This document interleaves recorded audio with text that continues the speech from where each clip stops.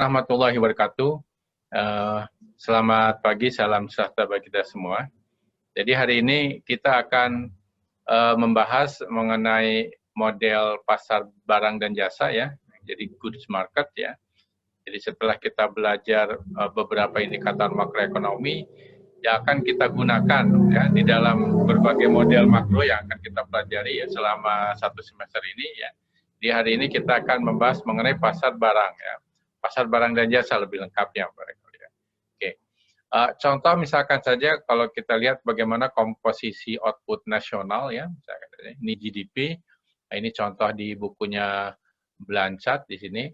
Di sini kita lihat ya beberapa komponen dari sisi pengeluaran ya. Jadi ada sisi produksi, ada sisi dari permintaan. Ini dari sisi permintaan dari aggregate demand, yaitu bisa untuk konsumsi, investasi ya, belanja pemerintah, kemudian ekspor dan import ya, kemudian juga ada yang namanya inventory investment ya. Jadi kadang-kala investasi ini ya sekarang ini juga diukur dari bagaimana perubahan inventory ya.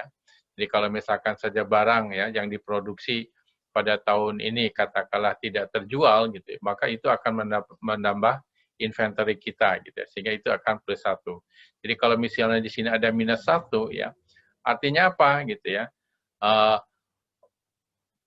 Yang dijual ya atau masyarakat membeli itu lebih besar daripada apa yang diproduksi ya, sehingga inventory kita ini berkurang gitu. Itu poinnya gitu ya. Oke. Nah, sebagai contoh misalkan saja bagaimana komponen-komponen itu didefinisikan ya. Untuk konsumsi ini mengacu ke barang dan jasa yang dibeli oleh konsumen ya. Jadi di sini perilaku konsumen di sini, rumah tangga lah katanya. Kemudian investasi kadang-kala juga disebut sebagai fixed investment ya. Ini adalah pembelian barang modal gitu ya. Dan ini merupakan jumlah yang tadi ya, yaitu non-residential investment ya dengan apa? Inventory investment di situ ya. Kalau kita lihat di sini non-residential investment dan residential investment ya, di sini ada dua ya, non dengan residential. Okay. Kemudian government spending ya, belanja pemerintah ini mengacu ke pembelian barang dan jasa ya dari ya pemerintah pusat, mungkin juga pemerintah provinsi ya, kemudian pemerintahan daerah kabupaten kota misalkan. Nah, tapi ini tidak mencakup transfer pemerintah ya. Jadi misalkan saja kalau pemerintah ini memberi uang transfer seperti BLT ya, bantuan langsung tunai gitu. Nah, itu kan tidak ada transaksi gitu ya. Nah, itu tidak masuk di dalam government spending gitu ya. Berbeda misalkan saja saya mendapatkan gaji dari pemerintah ya sebagai pegawai negeri sipil gitu ya. Karena ada transaksi di situ ya. Saya memberikan jasa katakanlah mengajar Anda di kelas ini ya di situ. Jadi kalau misalkan saja tidak ada semacam transaksi seperti bantuan langsung tunai gitu ya. Ini tidak dicakup di dalam model ini gitu ya. Begitu juga pembayaran bunga terhadap misalkan saja utang pemerintah, misalkan saja obligasi pemerintah atau misalkan saja sukuk dan seterusnya. Oke. Kemudian komponen dari GDP juga ada yang namanya impor, yaitu pembelian ya dari pembelian barang dan jasa ya oleh penduduk negeri katakanlah dari luar gitu ya. Bisa saja yang membeli ini, yang mengimpor ini bisa rumah tangga, bisa juga perusahaan, bisa juga pemerintah gitu ya. Kemudian barang yang kita produksi ya kadang-kala juga dibeli oleh orang luar gitu. Ini namanya ekspor gitu kan. Oke. Kemudian bagaimana ya neraca perdagangan internasional ini dilihat dari net ekspornya ya. Nah, yaitu ekspor dikurangi impor, yaitu perbedaan antara ekspor dan impor ya, yang disebut juga neraca perdagangan ya, balance of trade atau trade balance. Jadi kalau misalkan sama, ini adalah balance ya perdagangannya. Kemudian kalau ekspor lebih besar ini surplus. Kemudian kalau kurang ini adalah defisit ya. Nah, sedangkan yang tadi saya sampaikan inventory investment ini adalah perbedaan antara produksi dan penjualan. Jadi kalau penjualannya melebihi daripada yang diproduksi itu negatif seperti yang di tabel tadi gitu ya. Oke. Nah, sebagai contoh ya, GDP untuk Indonesia untuk current price atas dasar harga berlaku ya, saya lihat baru 2016 yang dipublikasikan BPS di situ ya. Jadi kalau kita lihat ini konsumsi rumah tangga, sekarang di sini disagregasi ya, ada juga konsumsi lembaga non-profit rumah tangga ya. Seperti misalkan saja rumah jompo, panti jompo ya, panti asuhan dan seterusnya itu masuk ke sini ya. Jadi lembaga non-profit masuk sini. Kemudian konsumsi pemerintah yang tadi government spending ya. Inventory di sini namanya fixed capital formation, pembentukan modal tetap bruto ya. Kemudian di sini juga sudah memasukkan perubahan inventory ya di kita. Jadi kalau misalkan saja kita lihat di sini perubahan inventory-nya positif ya. Artinya apa? Penjualannya itu lebih kecil daripada apa? Produksinya gitu. Jadi yang terjual lebih kecil daripada yang diproduksi sehingga inventory-nya bertambah gitu kan, seperti itu. Nah, ini ekspor dan import. Kemudian total GDP-nya ini jumlah. Okay. Kemudian kalau kita hitung dari harga perkembangannya sampai 2016, ini saya ambil dari tadi pagi, dari ternyata belum update ya, masih sampai 2016. Kalau kita lihat, selain PDB ya, ada juga PDB per kapita. Jadi untuk melihat kesejahteraan ini dibagi jumlah penduduk ya. Jadi ini ada jumlah penduduk ya. Ini dari sumbernya dari hasil proyeksi ya, sensus ya, dari sensus 2010 diproyeksikan, kemudian kita lihat per kapitanya seperti ini. Jadi kalau kita lihat bagaimana per kapita income, per kapita GDP misalkan, ini sekitar 47 juta gitu ya, atau 48 juta per orang per tahun gitu ya. Jadi kalau Anda lihat mungkin ini sekitar sudah 4 juta ya. 4 juta per bulan gitu ya, per orang per bulan ini untuk di kita GDP per kapitanya. Kemudian untuk produk nasional bruto ya. Produk nasional bruto ini ya, jadi kalau domestik itu kan diproduksi di dalam negeri. Tapi yang memproduksi ini bisa orang asing, juga bisa penduduk negeri gitu kan, penduduk Indonesia. Kalau misalkan saja yang diproduksi oleh orang Indonesia saja, orang WNI, ini namanya produk nasional bruto. Jadi nanti ini harus dikurangi dengan pendapatan atau produksi oleh orang asing ya, itu harus dikurangi, kemudian nanti ditambahkan oleh produksi yang dihasilkan oleh orang Indonesia yang ada di luar gitu ya. Ini kalau kita lihat di produksi nasional di sini tiap tahun rasanya ini lebih kecil daripada produksi domestik ya. Artinya kalau lebih kecil ya, produksi oleh orang luar itu lebih besar daripada produksi orang Indonesia di luar Indonesia gitu ya. Seperti itu nanti interpretasinya. Ini adalah per kapitanya, jadi kalau per kapitanya ini lebih kecil ya, lebih kecil sekitar 1 jutaan per tahun. Kemudian ini adalah pendapatan nasional ya, kalau itu produksi nasional, ini pendapatan nasional gitu ya. Kemudian kalau kita lihat per kapitanya seperti ini ya, jadi di situ sudah dikurangi beberapa pajak tak langsung di situ ya, karena di dalam penjualan hasil produksi itu ada semacam pajak yang harus dibayarkan oleh masyarakat atau perusahaan ke pemerintah gitu. Ini adalah pendapatan nasional. Okay. Kemudian kalau harga konstan ya biasanya lebih kecil karena kita menggunakan harga konstan tahun 2010 ya, sehingga kalau untuk tahun-tahun berikutnya ini pasti lebih kecil dibandingkan harga berlaku gitu ya. Ini sama saja. Kemudian ini untuk harga konstan ya, kalau per kapitanya ya dibagi dengan jumlah penduduk ini sama dengan seperti ini. Jadi kalau misalkan saja kita lihat per kapita GDP-nya ini lebih kecil ini, sekitar 36 juta per tahun ya. Jadi kalau tadi kan sekitar 47-an ya, 47 juta per tahun gitu ya, per orang gitu. Oke. Kemudian ini adalah dilihat dari pertumbuhan GDP tadi yang tahun dasar yang sama 2010 ini mulai dari 2015 ya sampai dengan 2020 sudah terlihat di sini. Jadi ini baru rencana. Jadi ini publikasi di 2019 ya, tapi kan sekarang prediksinya ini negatif sebenarnya. Oke, kita lewat saja. Nah, kemudian ini juga kemarin kita lihat ya bagaimana pertumbuhan dari kuartal ke kuartal ya. Jadi kalau misalkan kita lihat kuartal kedua ini negatif ya, nah kemungkinan kalau kuartal 3 ini negatif juga, itu berarti ini resesi sebenarnya ya, karena dua kuartal berturut-turut ya. Artinya apa? Seandainya katakanlah kuartal 3, seandainya positif ya, artinya kuartal 3 ini lebih besar daripada kuartal 2 ya. Kalau lebih besar berarti sudah ada apa? Pemulihan gitu kan, ini naik gitu. Tapi kalau misalkan saja masih negatif, artinya lebih kecil daripada kuartal sebelumnya ya. Itulah makanya Anda PR yang pertama itu terkait dengan masalah apa? Resesi ya. Kemudian kalau lihat dari sisi sektoral ya, sisi produksi ya, kita lihat juga bagaimana sektor yang masih positif ya, di antaranya adalah sektor primer yaitu pertanian ya.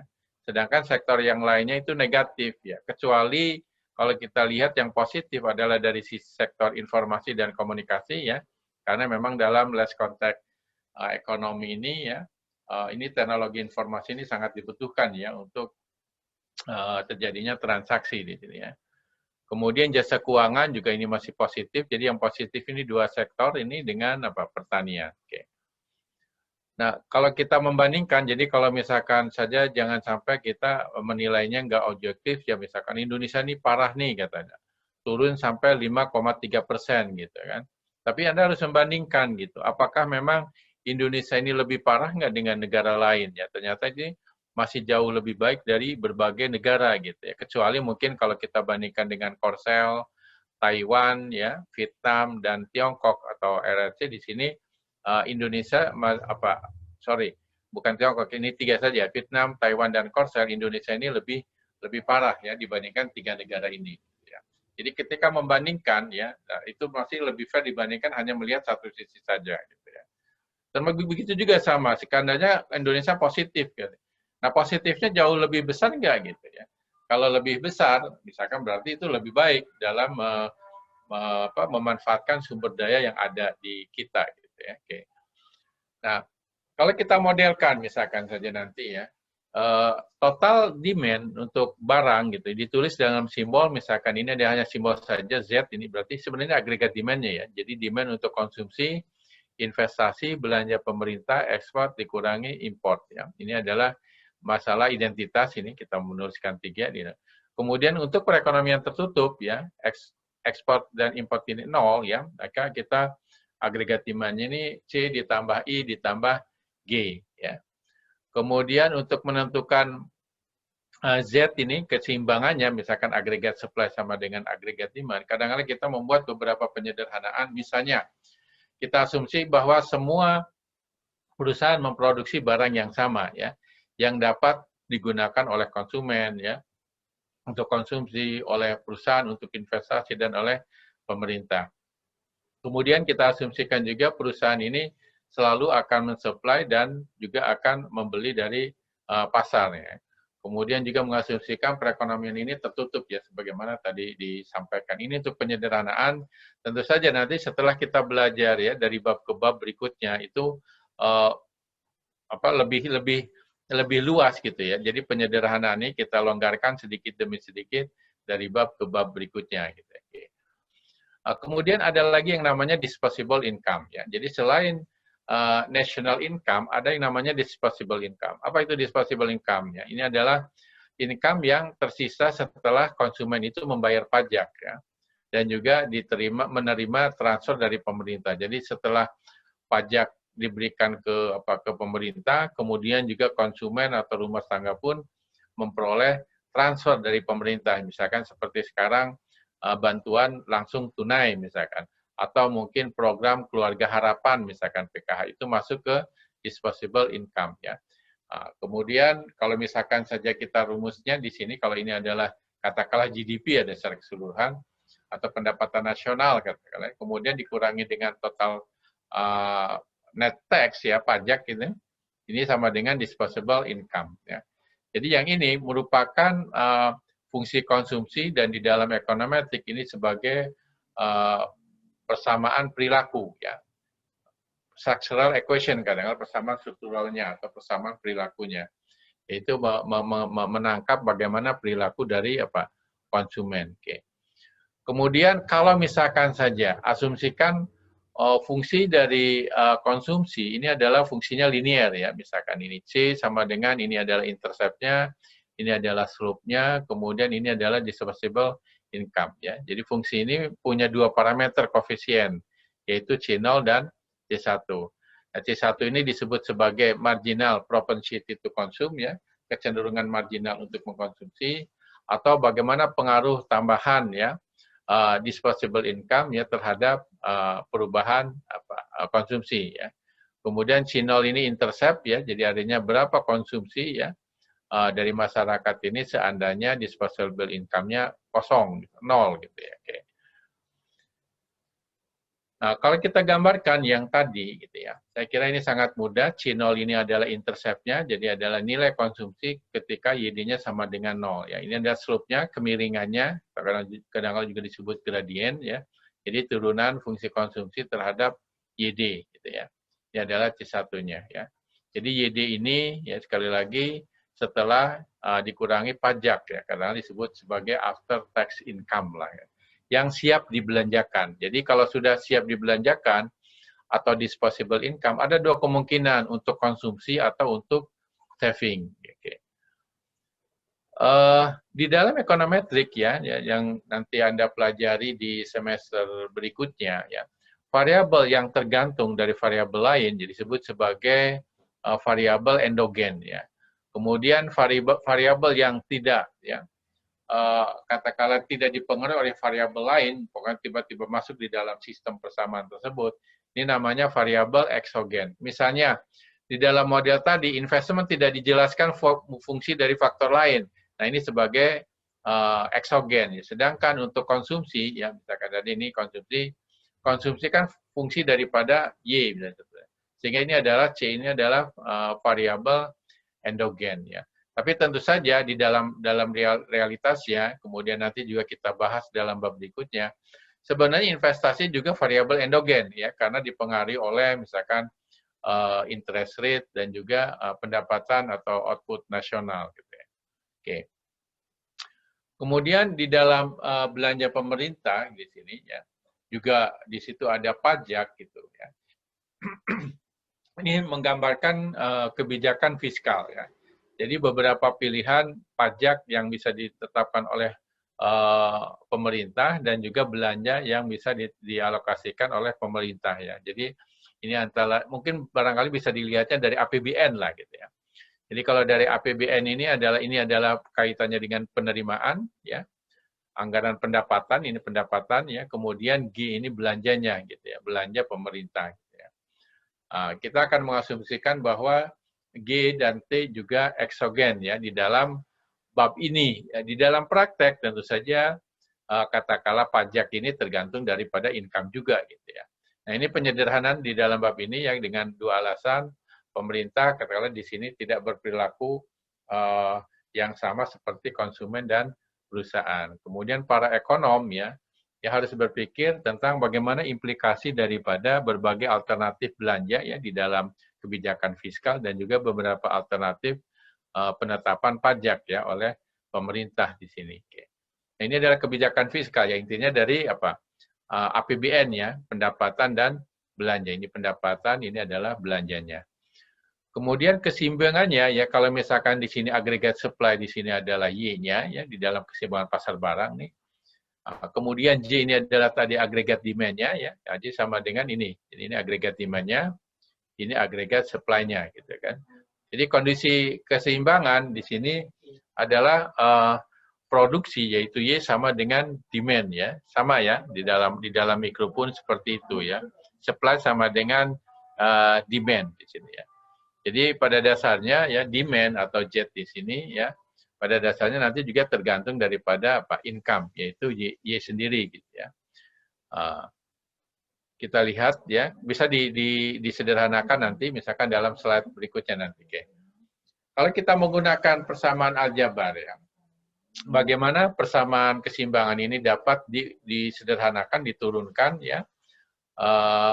Misalkan saja kalau kita lihat ya, atau mungkin barangkali kita lihat di slide berikutnya ya. Jadi kalau misalkan saja ini Y, kemudian kalau kita buat sudut 45 derajat, gitu ya.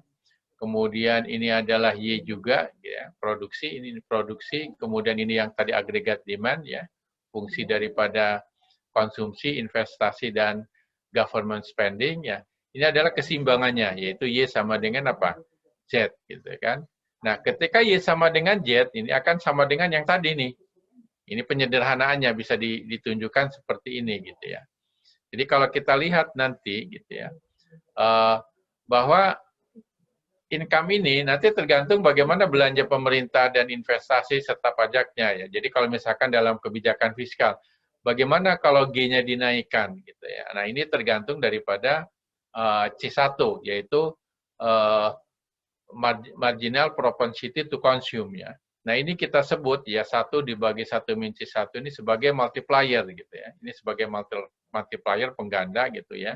Jadi karena kalau misalkan dinaikkan 1 triliun, kalau C1 ini katakanlah 0,8 ya, maka meskipun dinaikkan 1 triliun, ini pendapatannya atau outputnya akan naik 5 kalinya ya, maka disebut sebagai multiplier gitu ya. Multiplier effect gitu kan, seperti itu. Nah, nanti juga bisa ditunjukkan meskipun katakanlah T ya dan G ini katakanlah sama, katakanlah di dalam balance budget ya, anggaran berimbang, kalau G ini dinaikkan 1 triliun, tapi pajak juga dinaikkan 1 triliun supaya balance gitu ya. Nah, ini bisa ditunjukkan ya karena di sini ada min C1 ya, itu outputnya akan tetap tumbuh gitu ya, meskipun ada semacam balance budget ya, anggaran berimbang gitu ya. Oke. Jadi kalau kita gambar tadi ya, saya kira tadi sudah kita sampaikan ya. Jadi ini adalah titik keseimbangannya. Kemudian bagaimana efek kenaikan ya autonomous spending ya. Jadi autonomous spending ini bisa macam-macam tadi ya. Bisa dari, kita ulangi lagi, bisa dari G, bisa dari I, bisa dari T, bisa juga dari C0. Nah, inilah ya autonomous spending ini. Oke. Nah, kalau misalkan saja kita naikkan ya, jadi ya kita naikkan nih, entah katakanlah government spending-nya, kita naikkan 1 miliar dolar gitu ya. Kalau kita naikkan 1 miliar dolar ya, nah kita lihat output-nya naiknya berapa? Ini lebih dari 1 miliar ini kalau kita lihat. Ini dari titik A ke titik A aksen ya, A ke A prime di sini. Jadi ini kenaikannya kalau kita lihat ini lebih besar daripada 1 miliar. Bagaimana prosesnya? Nah, kalau Anda lihat di sini, pertama ya dalam ronde pertama ini kenaikan dalam permintaan yang ditunjukkan dengan jarak AB. Ini naik permintaan di sini ya.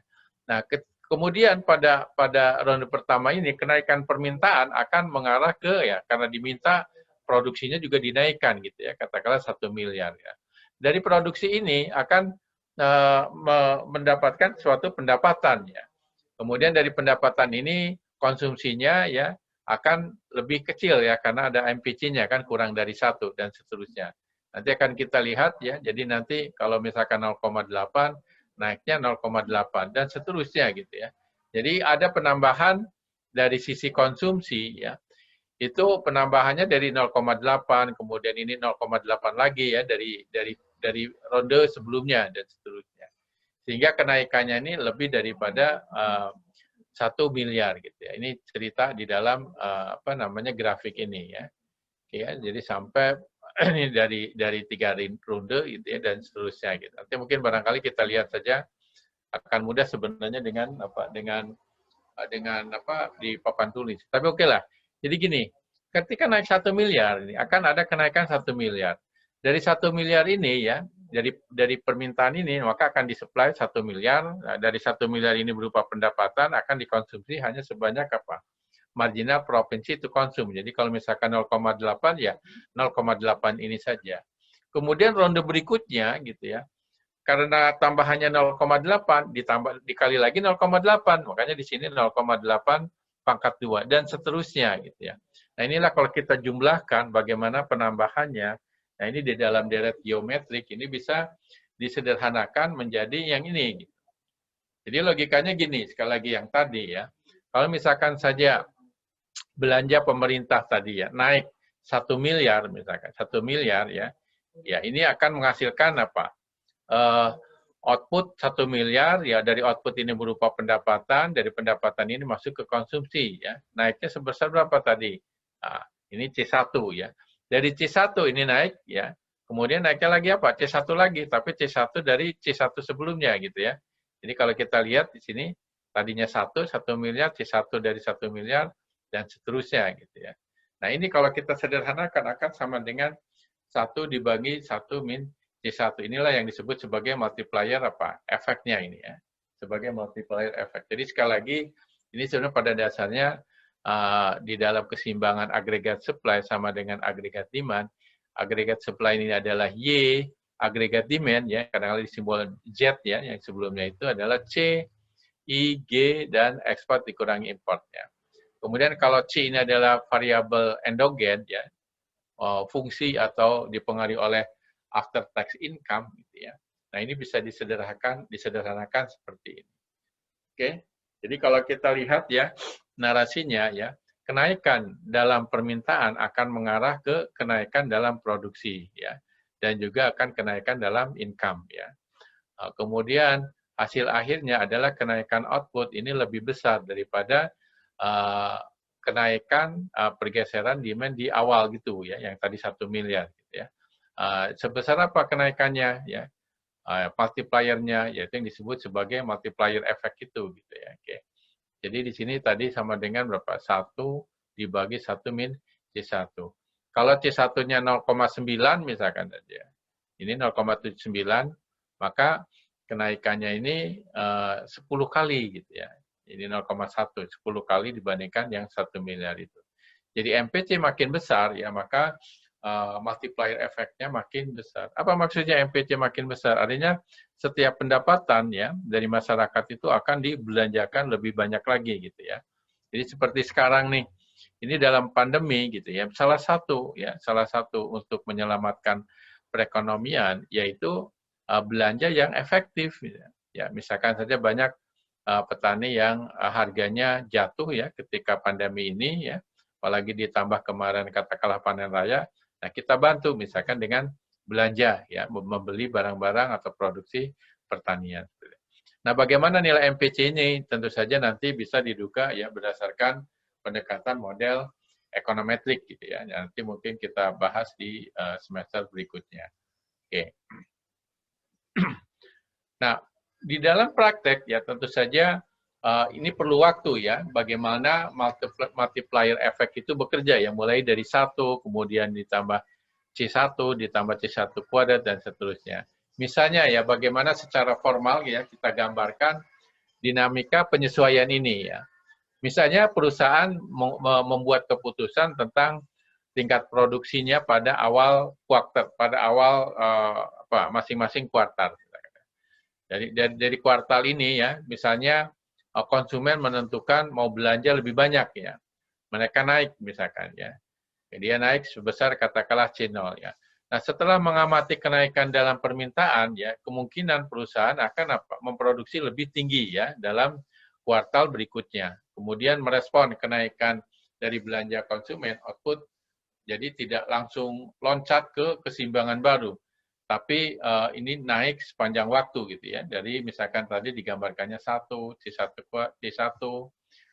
kuadrat, C1 pangkat 3, dan seterusnya. Jadi logikanya seperti itu. Jadi di dalam ekonometrik nanti kita lihat bagaimana kesalahan daripada ramalan itu ya. Jadi kalau kesalahan ini adalah perbedaan antara actualnya ya dengan nilai yang diramal ya, seperti misalkan saja tentang pertumbuhan tahun lalu diramal Indonesia ini pertumbuhannya sekitar 5% gitu ya, tapi tahun ini kemungkinan pertumbuhannya ya negatif misalkan minus 1% ya, sehingga ada perbedaannya, itulah error gitu kan. Oke. Nah di dalam di suatu negara biasanya ada suatu survei ya, di Indonesia dilakukan oleh Bank Indonesia berkaitan dengan tingkat kepercayaan konsumen ya. Nah, kalau di Lancet ini di sana di Amerika dihitung dari survei bulanan sekitar 5.000 rumah tangga ya, yang ditanya bagaimana kepercayaan mereka mengenai kondisi ekonomi sekarang dan kondisi ekonomi yang akan datang gitu kan. Misalkan di dalam bulan saat ini adalah perubahan dalam output ya. Jadi pada kuartal 2 misalkan saja ini 19 ya. Kemudian ini ada kesalahan forecast-nya ya. Kemudian ini kesalahan forecast dari C0 di sini. Nah, awalnya di sini 105 ya. Indeks kepercayaan konsumen. Nah, ketika indeks kepercayaan konsumen ini turun gitu ya, biasanya ini akan turun juga nih perubahan outputnya ya. Jadi kadang-kadang ekspektasi ya, kepercayaan dari masyarakat itu benar-benar sangat berperan ya di dalam perekonomian ini ya. Jadi ketika ini turun ya, kalau 100 sama saja berarti. Kalau turun ini juga akan turun. Ketika turun lagi, nah ini akan turun lagi juga gitu ya. Turun lebih besar lagi gitu. Nah, kemudian ketika di sini turun juga, ya kalau ini sudah naik ya dari 61 ke 65, ini penurunannya tidak sebesar itu. Tapi ketika naik lagi, nah ini akan mendorong GDP itu ya ke kuartal berikutnya akan meningkat gitu ya, seperti itu. Jadi di sini sekali lagi yang namanya ekspektasi konsumen gitu ya, ekspektasi masyarakat itu sangat berperan ya di dalam aktivitas ekonomi. Ya, makanya pemerintah selalu memberikan bahwa jangan khawatir, nanti ada beberapa kebijakan yang bisa mengatasi resesi ini misalkan saja dengan program katakanlah PEN gitu ya, pemulihan ekonomi nasional gitu ya. Jadi sekali lagi ekspektasi ya dari masyarakat ini sangat berperan gitu ya. Sehingga di sini B ini melakukan bulanan juga ya untuk di Indonesia. Misalnya kalau kita lihat datanya.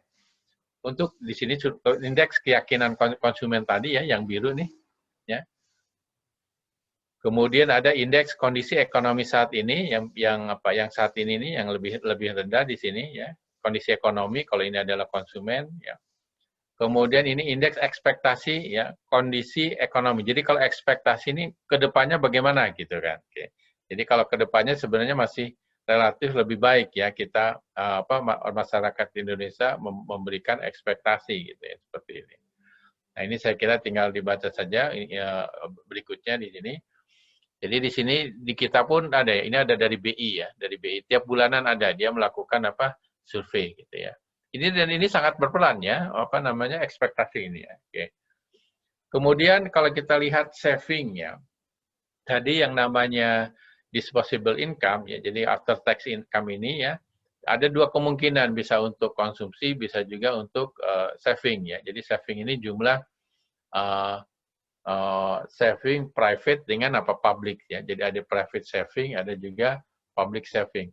Nah kalau private saving gini ya, yang dilakukan oleh konsumen yaitu adalah disposable income setelah dikurangi konsumsi, gitu ya. Atau kalau kita uraikan YD ini adalah Y dikurangi T dan dikurangi C seperti ini. Nah nanti kalau kita lihat public saving ini sama dengan pajak dikurangi belanja pemerintah. Jadi kalau misalkan saja pendapatan pemerintah di dalam APBN lebih besar daripada belanjanya, maka anggaran ini surplus gitu ya. Nah kalau anggaran surplus berarti public saving-nya positif. Nah berbeda kalau pendapatannya ya selama ini memang di Indonesia ini pendapatannya lebih kecil daripada belanjanya ya, apalagi dalam kondisi pandemi sekarang. Gitu.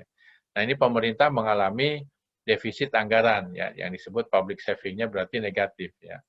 Nah ini nanti bisa ditunjukkan dari persamaan tadi yang utama ya, aggregate supply sama dengan aggregate demand.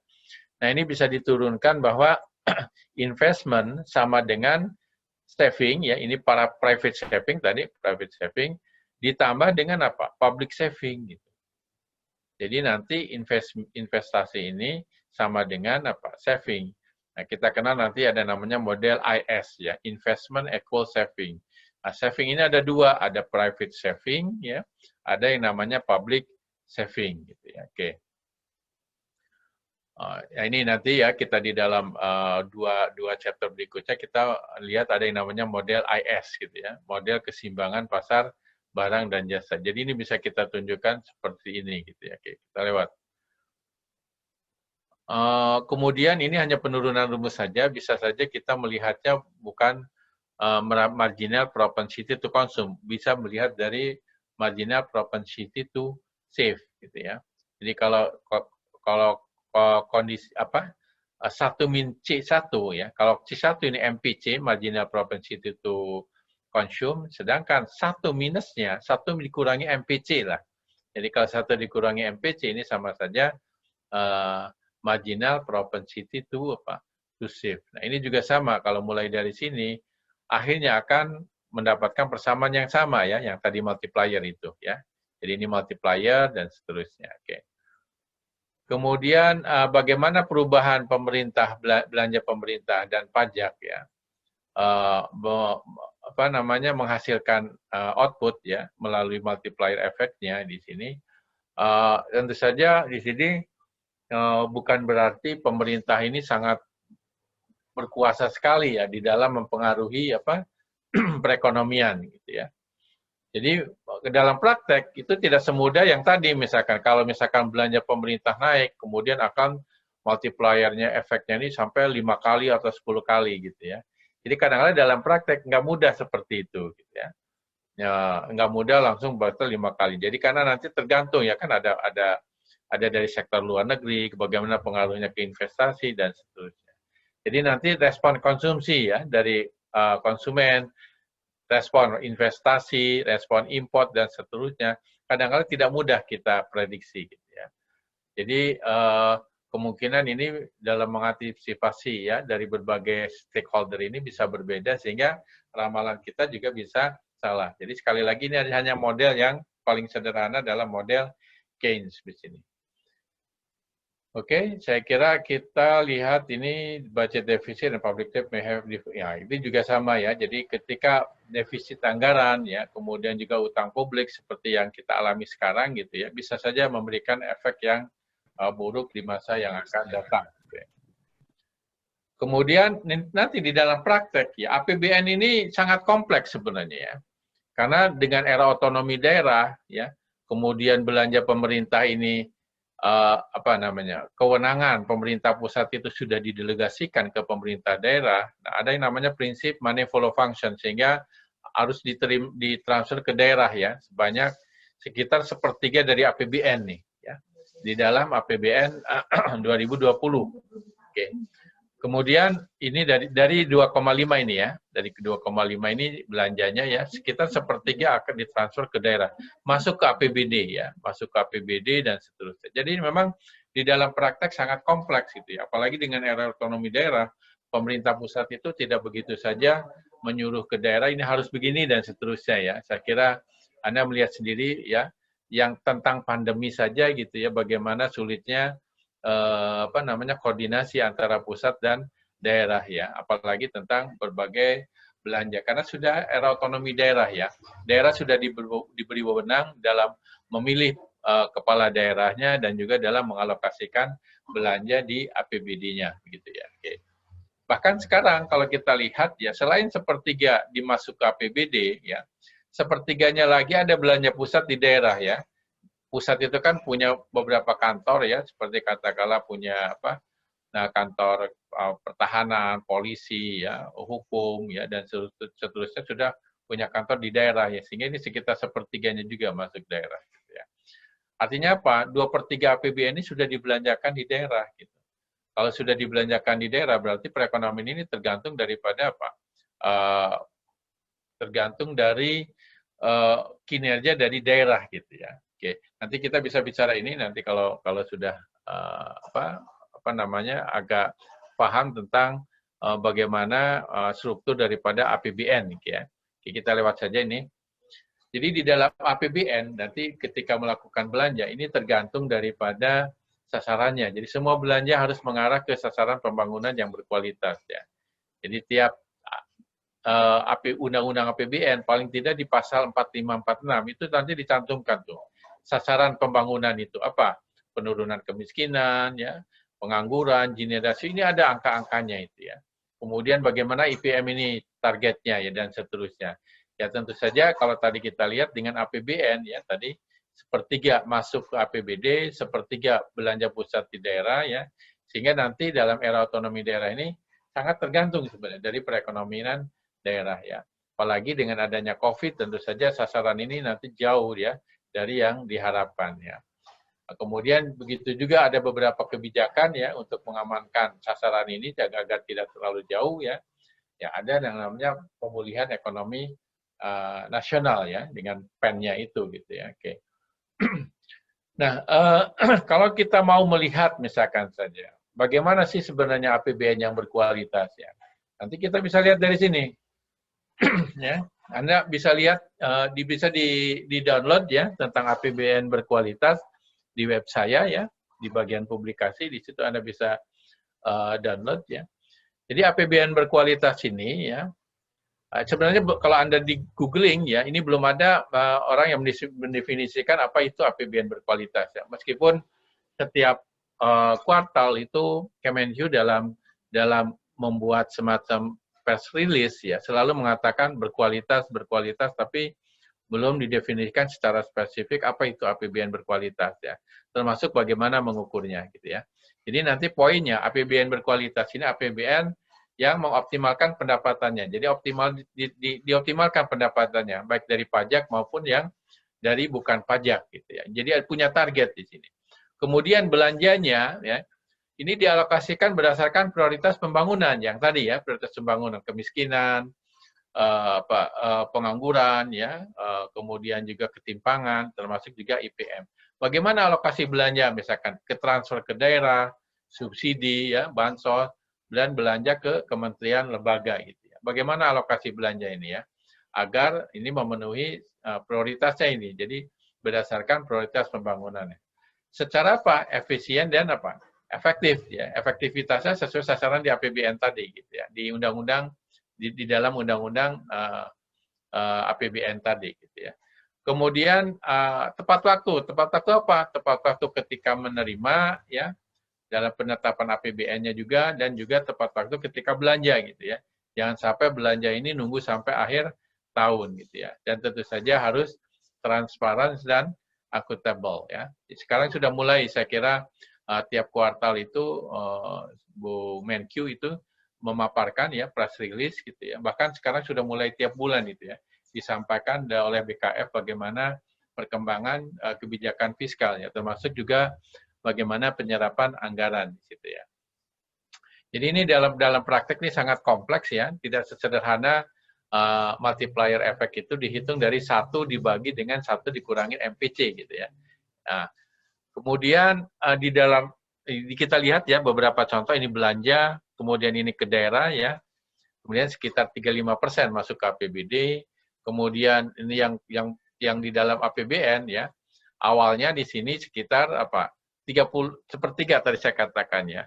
Tapi dengan adanya pandemi ini jadi turun nih KPBD ini. Ya.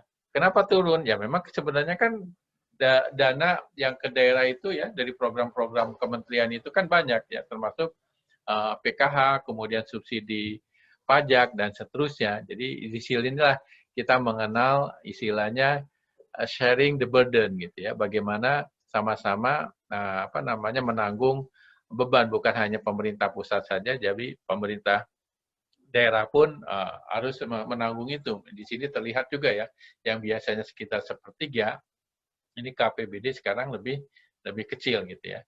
Nah ini kenapa kecil? Karena di sini lebih besar nih ya melalui subsidi ya, kemudian juga bansos dan lainnya masuk sini. Jadi besarnya di sini ya. Kita lihat bandingkan dengan yang di sini. Ini jauh sekali, hampir 2 kali lipat gitu ya. Kemudian ini adalah yang sebelumnya ya. Jadi sebelumnya ini kalau defisit itu maksimum sebenarnya 3% ya. Tapi setelah ada peraturan presiden ya, Perpres di sini ya, tadinya Perpu gitu ya. Itu defisit itu memungkinkan lebih dari 3% ya sekarang.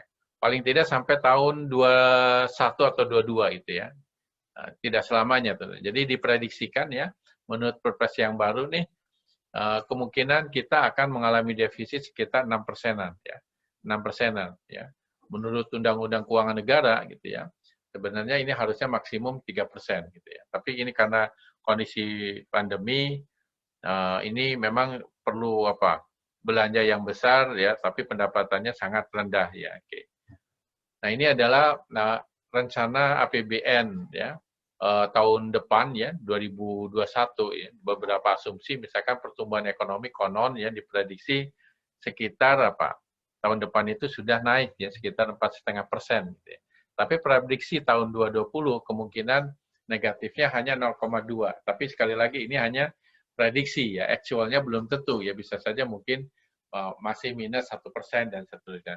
Tapi mungkin saja gitu ya, ini tergantung bagaimana aktivitas ekonomi actualnya nanti ya. Kita lihat saja bagaimana interaksi antara masyarakat ya, rumah tangga, perusahaan dan pemerintah itu sendiri. Oke. Nah, banyak ya beberapa asumsi untuk menyusun APBN ini. Di antaranya tingkat inflasinya bagaimana, nilai tukar, suku bunga ya, termasuk juga kira-kira harga minyak mentahnya berapa ya, dan juga kira-kira produksi minyaknya ya, lifting minyak dan juga gas itu berapa kira-kira dalam tahun 2020 dan juga tahun 2021. Oke. Nah, ini adalah dalam desentralisasi fiskal ya, nanti kita bicara saja tentang ini ya, kita bahas lebih detail ya. Kemudian ini juga sama ya, di dalam praktek di APBD ini ada hubungan ya, masuk ke kabupaten kota, dari kabupaten kota sekarang juga masuk ke APBDes. Jadi APBD ada ya, pendapatan belanja ada juga, sekarang ada APBDes juga gitu. Jadi juga sangat kompleks ya, tidak sesederhana yang diceritakan di buku Blanchard di bab 3 itu. Gitu. Ini sangat kompleks. Gitu ya. Oke. Saya kira mungkin itu ya. Nanti PR-nya adalah yang ini. Ya. Anda bisa mengerjakan, nanti PR-nya ada 3 soal untuk masing-masing kelompok.